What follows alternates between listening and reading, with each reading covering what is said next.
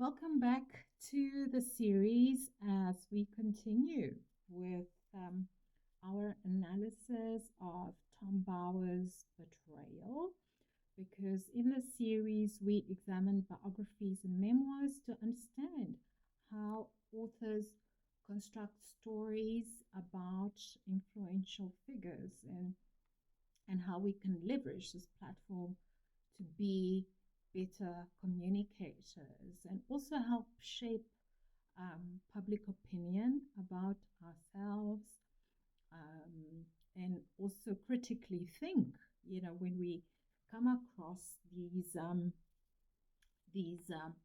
written works. So today we are going to continue exploring Tom Bower's forthcoming biography, Betrayal, but our focus today will be on Queen Camilla's comments on Harry's behavior in the early stages of the relationship with Meghan Markle.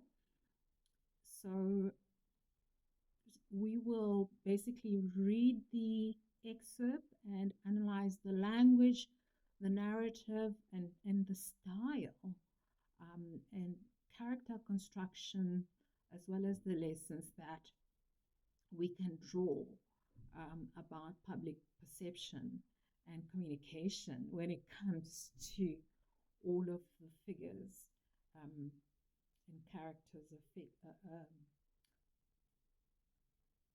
in the focused in the novel, featured in the novel. I beg your pardon. Sorry, my mind is elsewhere. So I'm going to quickly read the excerpt. It's a very short one, and then we will have a discussion about it. And it says here, Harry brainwashed by Meghan, according to Camilla. According to Bower's account, when Prince Harry and Meghan first started to feel their grievances about the royal family, Harry's apparent change in behavior became evident to those around him, including his stepmother, Camilla. Bower writes in his new book, Meghan had become this divisive agent, and to please her, Harry was ignoring his old friends. He even changed his telephone number without telling his family. The jovial lad about town became possessed by seeking revenge. Increasingly, his character mirrored Meghan's. Emotionally, he veered towards extremes.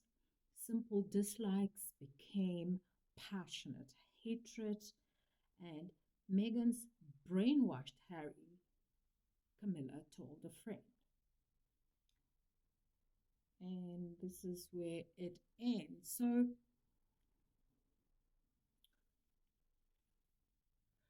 So according to Bower,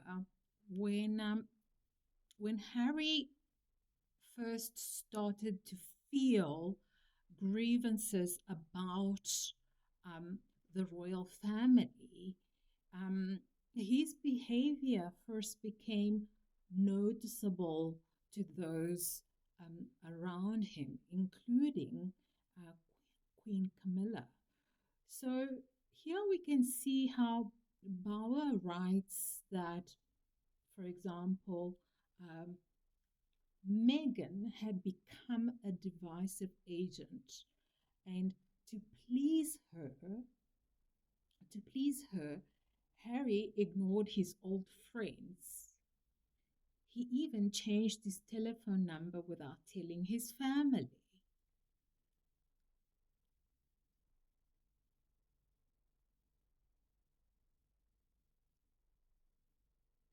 So right away you can see that Bower's framing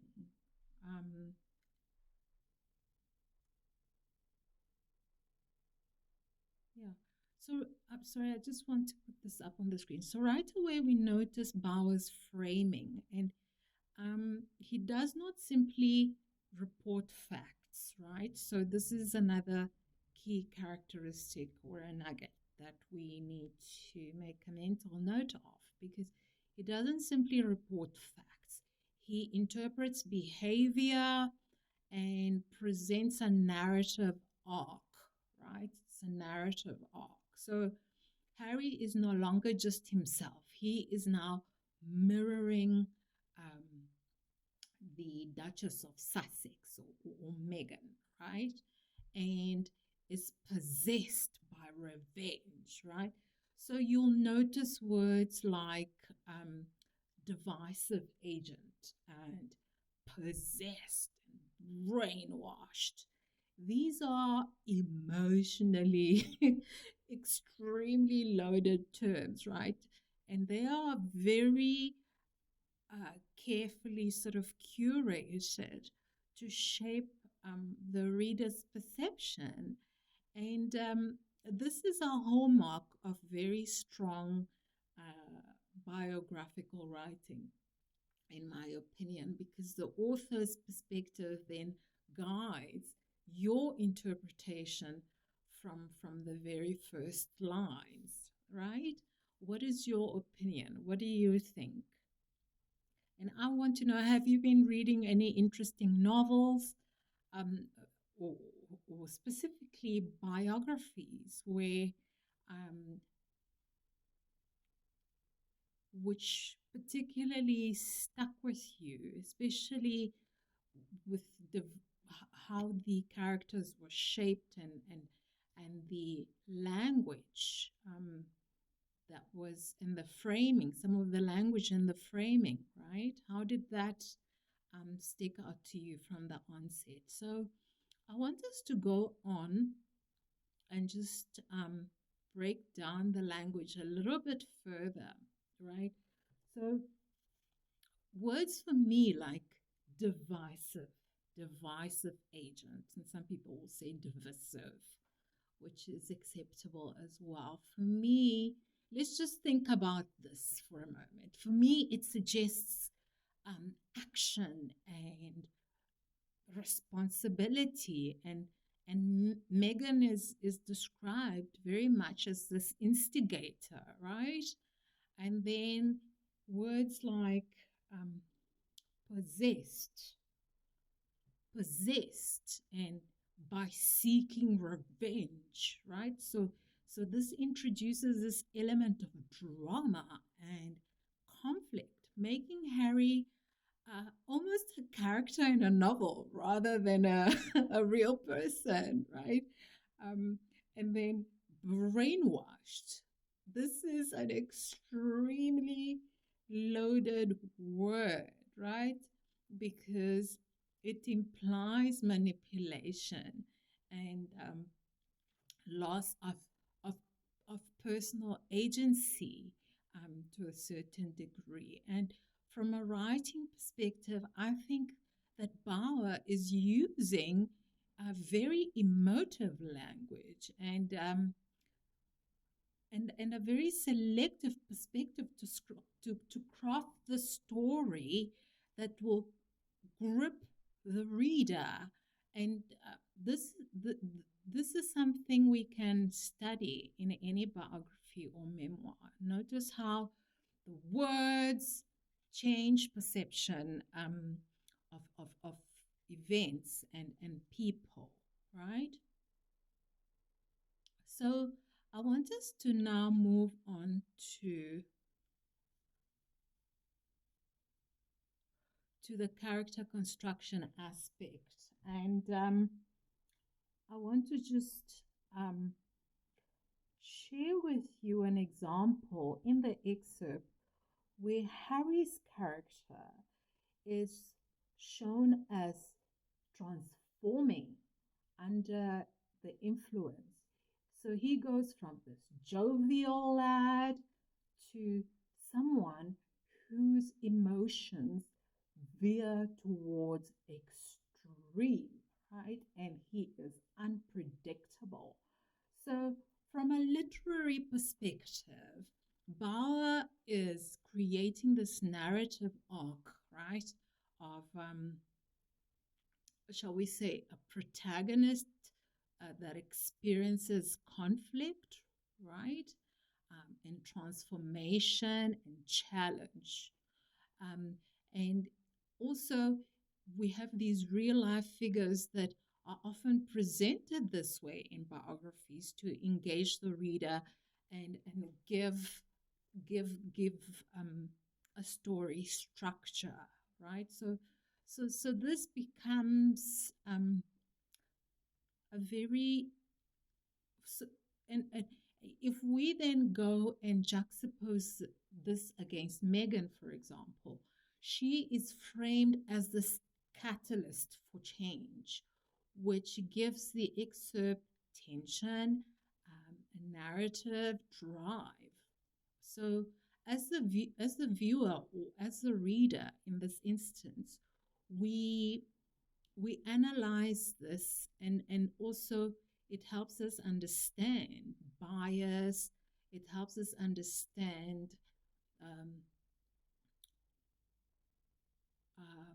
authorial choices and public storytelling. So this for me is also an interesting takeaway to share with you. And I'd be interested to hear how my analysis of the character construction there resonates with you, if at all. I want us to now move on and quickly speak about the communication and perspective aspects. Because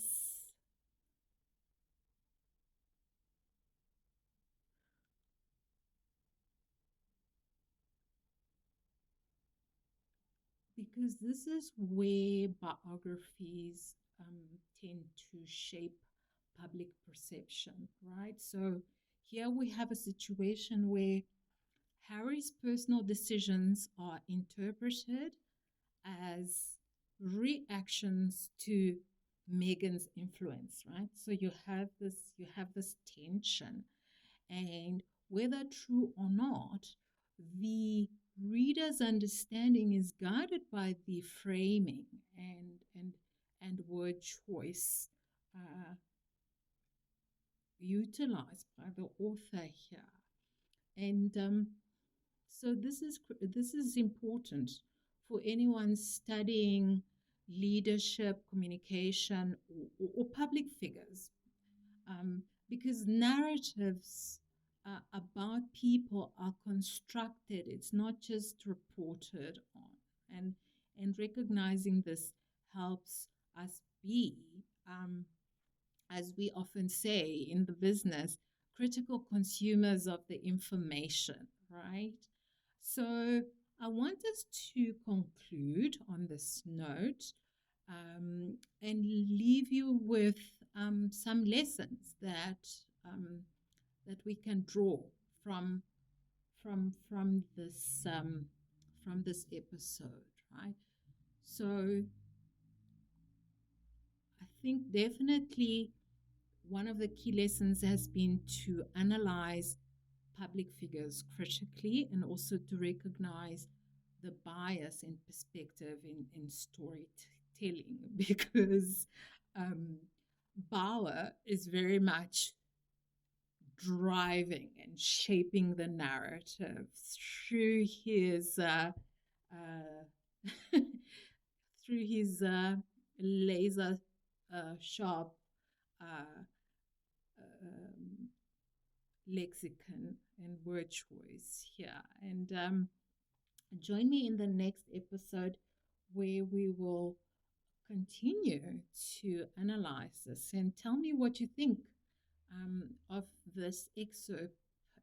Give me your impressions on it below, and remember to like and share this video as well, because it helps with the YouTube algorithm. Thank you.